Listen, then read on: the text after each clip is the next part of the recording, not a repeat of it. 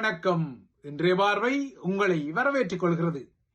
இலங்கை தீவில் கடந்த காலங்களில் இடம்பெற்ற சில படுகொலைகளுடன் தொடர்புடைய சில முக்கியமான சூத்திரதாரி முகங்கள் இப்போது பரபரப்பான வெளிப்படுத்தல்களுடன் தினசரி அம்பலப்பட்டு வருகின்றன.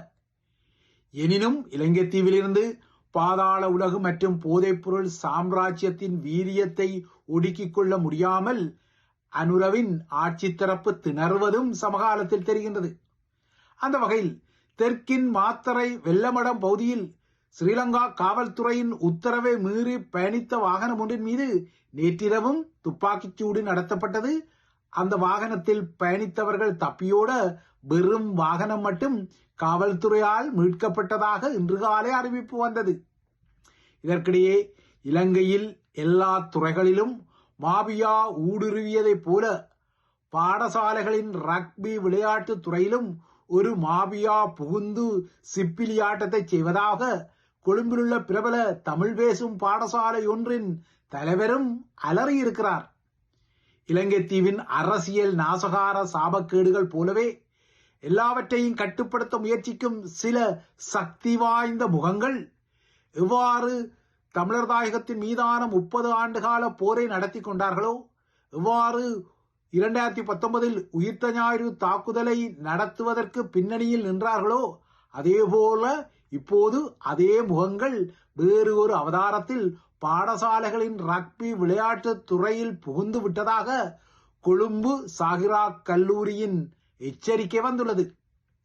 தெற்கில் மட்டுமல்ல, வடக்கிலும் மாபியா மற்றும் போதைப்பொருள் சார்ந்த செய்திகள் தற்போது தீவிரமாக வர தலைப்படுகின்றன. அந்த வகையில் யாழ்ப்பாணம் சிறைச்சாலைக்குள் உணவு பொதிகளுக்குள் மறைத்து கொண்டு செல்லப்பட்ட போதைப் பொருட்கள் கண்டுபிடிக்கப்பட்டதாக சிறைச்சாலை அதிகாரிகள் தெரிவித்துள்ளனர்.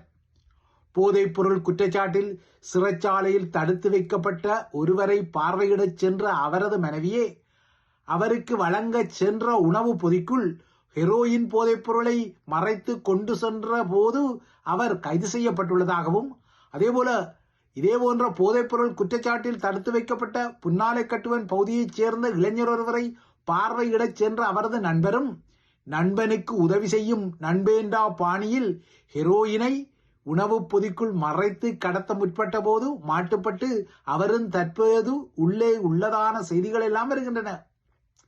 தமிழர் தாயக பகுதிகளின் அவலம் இவ்வாறு இருக்க, நேற்று முன்தினம் இலங்கை தீர்மானம் ஜெனீவாவில் ஒப்பேற்றப்பட்ட பின்னணியில் மழைவிட்டாலும் தூவானங்கள் விடாத குறையாக இன்னமும் ஜெனீவா சீன்கள் தமிழர்கள் தரப்பில் இருந்து ஓய்ந்து கொள்ளவில்லை. இன்றுடன் ஜெனீவா மனித உரிமை பேரவையின் 60வது அமர்வு முடிவடைந்தாலும் தமிழ் முகங்களின் காட்சிப்படுத்தல்களுக்கு குறைவில்லை. அதிலும் இலங்கை தீவில் வீதி போக்குவரத்து ஒழுங்கு விதிகளை மீறிய குற்றச்சாட்டை எதிர்நோக்கிய ஒரு தனிநபர் கிளாடியேட்டர் கூட அதனை இனத்துக்கான அநீதியாக ஜெனீவாவில் காட்டிய சீன்களுக்கும் இடமிருந்தது. கொழும்பில் வாகனங்களை நிறுத்தக்கூடாது என அறிவிக்கப்பட்ட ஒரு இடத்தில் தனது வாகனத்தை நிறுத்தி அதனை மையப்படுத்தி எடுக்கப்பட்ட ஒரு போக்குவரத்து துறை சார்ந்த சட்டம் ஒழுங்கு பிரச்சனையை தமிழினத்தின் பிரச்சனை போல ஐநா சபையில் நீதி கோர வைப்பது தமிழ் மக்களின் பிரச்சனையை மடைமாற்றும் புதிசான திணிசுகளாகவே தெரிகின்றன. ஆனால் இவ்வாறான நிலைகளின் பின்னணியில் ஜெனீவா குரல்கள் இப்போது வெறும் பிம்பங்களாக மாற்றப்படும் அவலம் ஆதாரப்படுகின்றது. ஏற்கனவே பலமுறை இந்த பதிவுகளில் குறிப்பிட்டது போல முள்ளிவாய்க்கால் பேரவலத்துக்கு பின்னரான ஓரிரு ஆண்டுகளை தவிர அதன் பின்னர் ஜெனீவா அரங்கத்தில் தோன்றும் தமிழ் முகங்களில் அநேகமான முகங்கள் என்ஜிஓக்கள் எனப்படும் அரச சார்பற்ற அமைப்புகளின் உதவியுடன் அந்த அரங்கத்துக்குள் நடத்தும் காட்சிகள் வெறும் அட்டெண்டன்ஸ் சீக்கும் எனப்படும் கவனத்தை தம்மீது குவியப்படுத்தும் நகர்வுகளாகவே மாறிவிட்டன.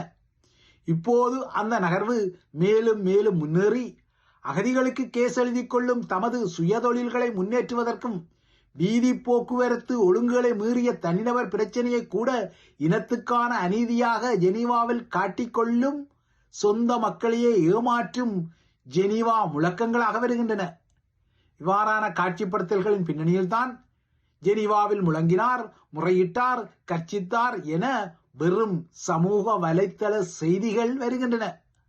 ஆனால் இலங்கை சார்ந்த ஜெனீவா முடிவுகள் இவ்வாறான சலசலப்புகள் மற்றும் லொடலொடுப்புகள் அற்று அதிர்ந்து பேசாத ராஜதந்திர முகங்களால் மட்டும் கமுக்கமாக எடுக்கப்படுவதையும் கமுக்கமாக நகர்த்தப்படுவதையும் இந்த அரங்க காட்சி சிலுசிலுப்பான்களில் அநேகமானவர்கள் உணர்ந்து கொள்ளவே வேண்டும். தமிழர்களின் சில முகங்கள் இவ்வாறு வெளியரங்கில் சிலுசிலுப்புகளை ஏற்படுத்தும் பின்னணியில் இலங்கையின் மாபியா களத்திலும் சரி, அரசியல் களத்திலும் சரி, இப்போதெல்லாம் டிட் ஃபார் டட் எனப்படும் அடிக்கு பதிலடி என்பதுதான் பிரசித்தமாக தொடர்வது போல தெரிகிறது. அந்த வகையில் நேற்று முன்தினம் ஆளுந்தரப்பின் தூண்டுதலில் மஹிந்த ராஜபக்சவை தூக்கிலிட வேண்டும் என ஸ்ரீலங்காவின் ஃபீல்ட் மார்ஷலும் முள்ளிவாய்க்கால் உதிரப்பலிக்கு பொறுப்பாக கூறப்படுவோருமான ஸ்ரீலங்காவின் முன்னாள் படைத்தளபதி சரத் பொன்சேகா தெற்கில் ஒரு கருத்தை டிட் பாணியில் எறிய அதற்கு டட் பாணி அடியை ராஜபக்ச தரப்பு வழங்க தலைப்படுகிறது. அந்த வகையில் முள்ளிவாய்க்கால் போர்க்களத்தில் இருந்து தமிழர்களின் தலைவர் தப்பிச் செல்ல உதவ முயன்றதன் ஊடாக மஹிந்த ராஜபக்ச நாட்டை காட்டிக் கொடுத்ததாக ஃபீல்ட் மார்ஷல் பீத்திக் கொள்ள அதற்கு மஹிந்தவின் ஊடக கிளி மனோஜ் கமகே நேற்று பதிலடியை வழங்கிக் கொண்டது.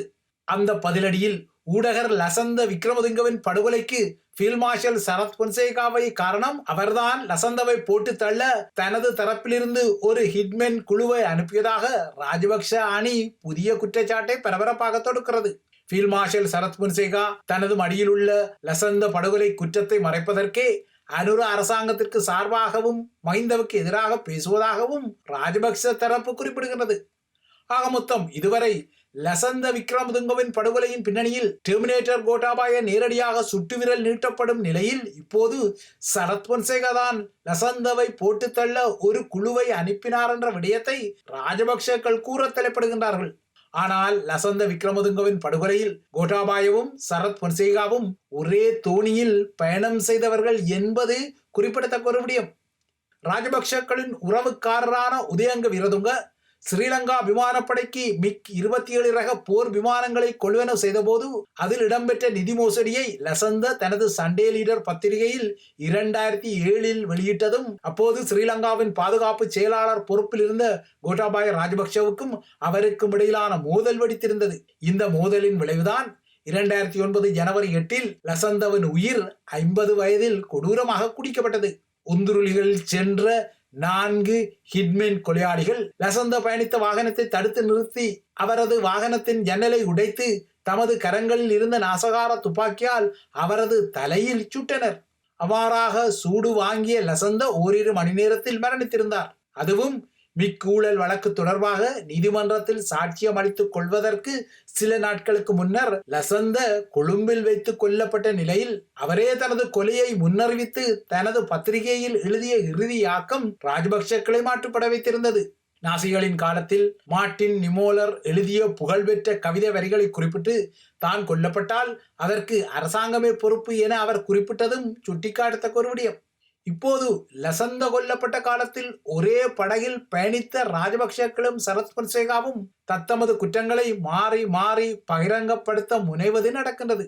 இதேபோல மஹிந்தவின் வாரிசுகளுடன் முருகல் கொண்ட ஸ்ரீலங்காவின் பிரபல ரக்பி வீரரான வாசிம் தாஜுதீன் படுகொலை செய்யப்பட்ட போது அவரது வாகனத்துக்கு பின்னால் சென்ற வாகனத்தில் பயணித்த ஹஜ்ஜா ஆகிய அனுர விதான கமகே அப்போது ஸ்ரீலங்காவின் பாதுகாப்பு அமைச்சில் பணியாற்றிய விடயமும் இப்போது அனுரவின் ஆட்சியில் ஸ்ரீலங்கா குற்ற புலனாய்வுத் துறையால் பகிரங்கப்படுத்தப்பட்டுள்ளது.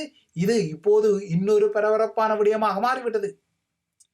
இலங்கையில் இடம்பெற்ற அரசியல் படுகொலைகளில் வாசிம் தாஜுதீனின் கொலையும் உள்ள நிலையில் அப்போதைய ராஜபக்ச அதிகார மையம் இதனை மறுத்துக் கொண்டாலும் இந்த கொலையில் அப்போதைய கொழும்பு அதிகார மையத்தின் பங்கு இருப்பதை இப்போது அனுர ஆட்சியின் சிஐடியினர் வெளிப்படுத்திக் கொள்கிறார்கள்.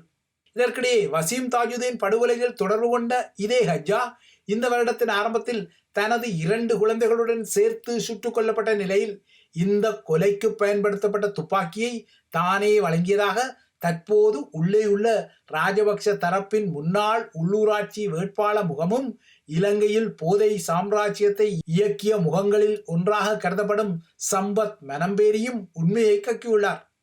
வாசிம் தாஜுதீன் கொலை அனுர ஆட்சி காலத்தில் கிளறப்பட்டால் அதில் ஹஜ்ஜா மாட்டுப்பட்டு உண்மைகள் வெளிவரக்கூடும் என்ற அச்சத்தில் அவர் இந்த வருட ஆரம்பத்தில் போட்டு தள்ளப்பட்டதாக தற்போது புதிய ஐயங்கள் எழும்பு நிலையில் தென்பகுதியில் இருந்து மாறி மாறி வெறும் வெளிப்படுத்தல்களால் ஆட்டம் அதகலப்படுகிறது.